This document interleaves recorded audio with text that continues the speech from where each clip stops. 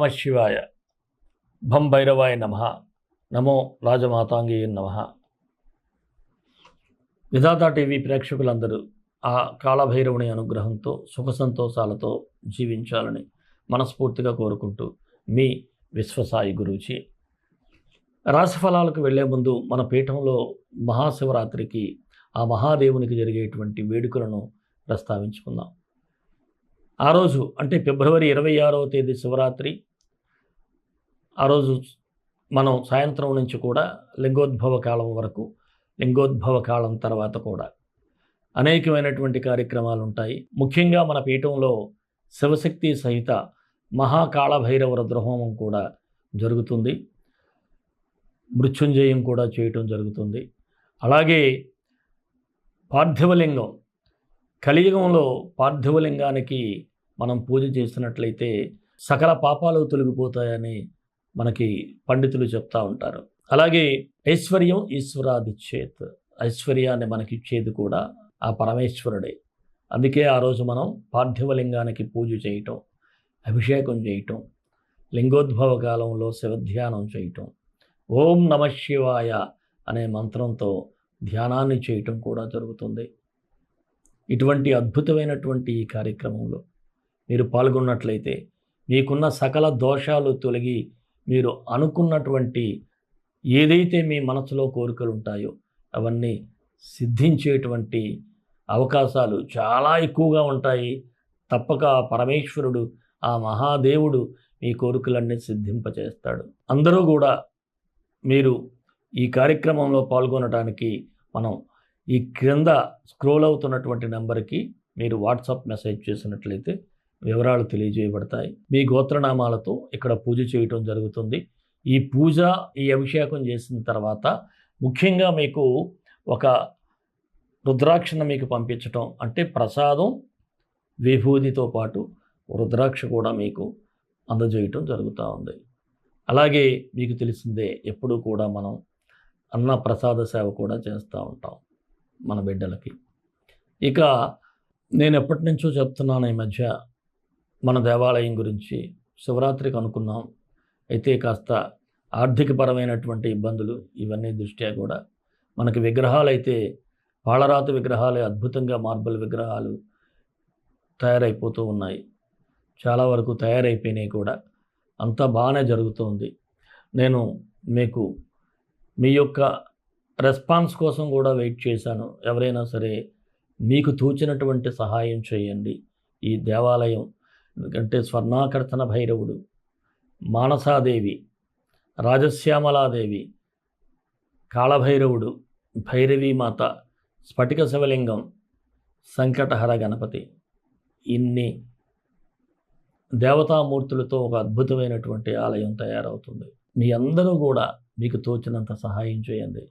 దీని గురించి కూడా మీరు వాట్సాప్లో మీరు ఎవరైనా మెసేజ్ చేసినట్లయితే దానికి సంబంధించినటువంటి నెంబర్ కూడా మీకు అందజేయటం జరుగుతుంది.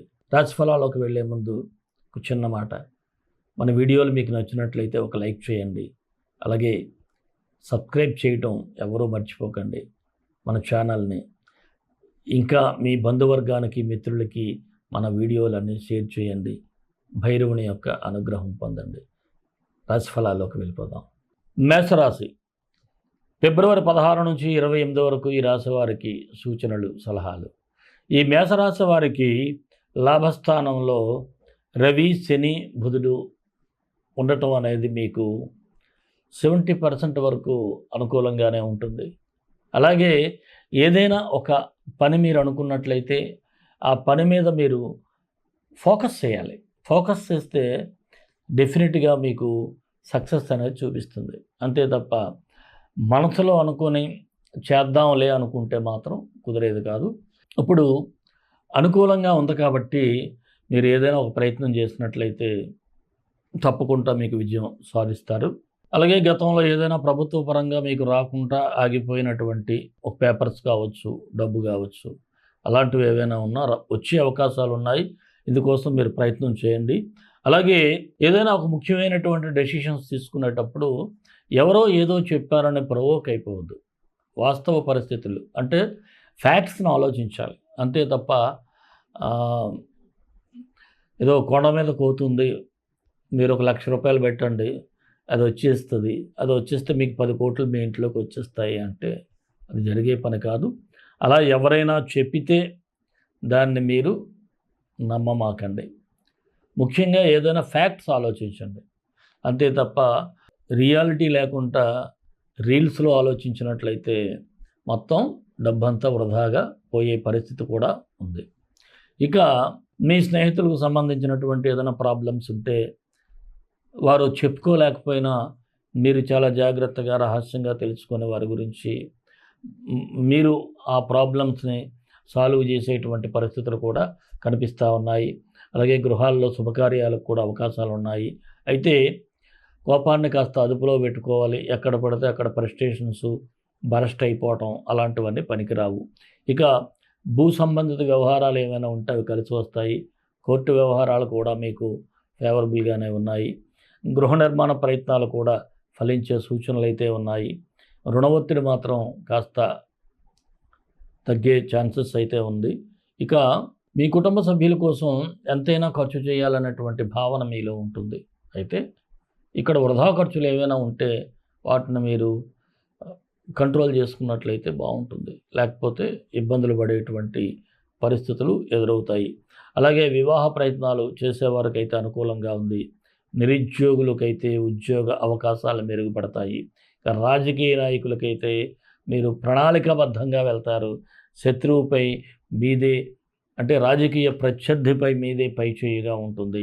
ఉద్యోగస్తులకు అనుకూలంగా ఉంది.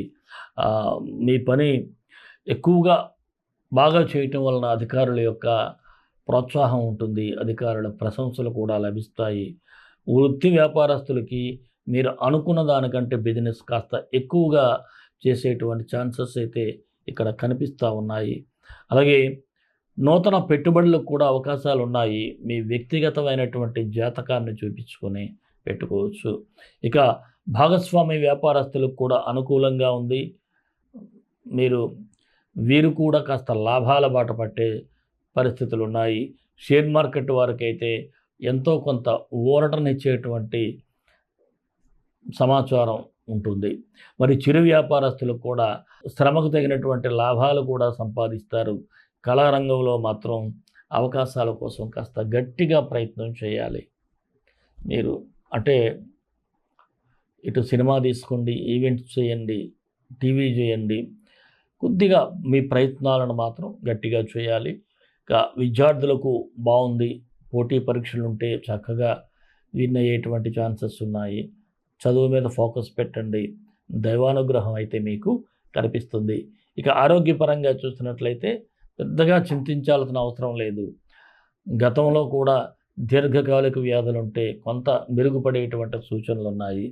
అయితే ప్రేమికుల గురించి చూసినట్లయితే ఏదైనా ఆలోచించి నిదానంగా నిర్ణయాలు తీసుకోండి.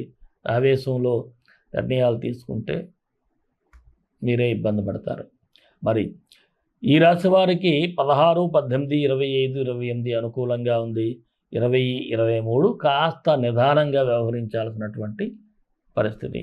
మరి మేషరాశి వారికి మరిన్ని మంచి ఫలితాల కోసం విశ్వగురు సక్సెస్ మంత్రాలు పఠించండి, విజయాలు సాధించండి. ఈ రాశివారు శుక్రగ్రహానికి శుక్ర గాయత్రి మంత్రాన్ని ప్రతినిత్యం జపిస్తే బాగుంటుంది. ఓం రాజరూపాయ విద్మహే భృగుసుతాయ ధీమహి తన్నో శుక్ర ప్రచోదయాత్. ఈ మంత్రం డిస్క్రిప్షన్లో ఇస్తాను. ప్రతినిత్యం కూడా ఉదయం సాయంత్రం 18 సార్లు మీరు పఠించినట్లయితే మంచి ఫలితాలు వస్తాయి. అలాగే మీరు ఆ పరమేశ్వరుని యొక్క ధ్యానంలో మహాశివరాత్రి గడపండి. అలాగే ఈ పరోక్షంగా పాల్గొన్నట్లయితే ఇంకా అద్భుతమైనటువంటి ఫలితాలు రానున్నాయి. మరి మన ఇష్టదైవం కాళభైరవుడు, కాళభైరవ గాయత్రి. కాళకాళాయ విద్మహే కాళాతీతాయ ధీమహి తన్నో కాళభైరవ ప్రచోదయాత్. సర్వే జనా సుఖినో భవంతు, లోకా సమస్తా సుఖినో భవంతు. దేశం కోసం, ధర్మం కోసం, భారతీయ సంస్కృతి విలువల కోసం పాటుపడదాం. స్వస్తి.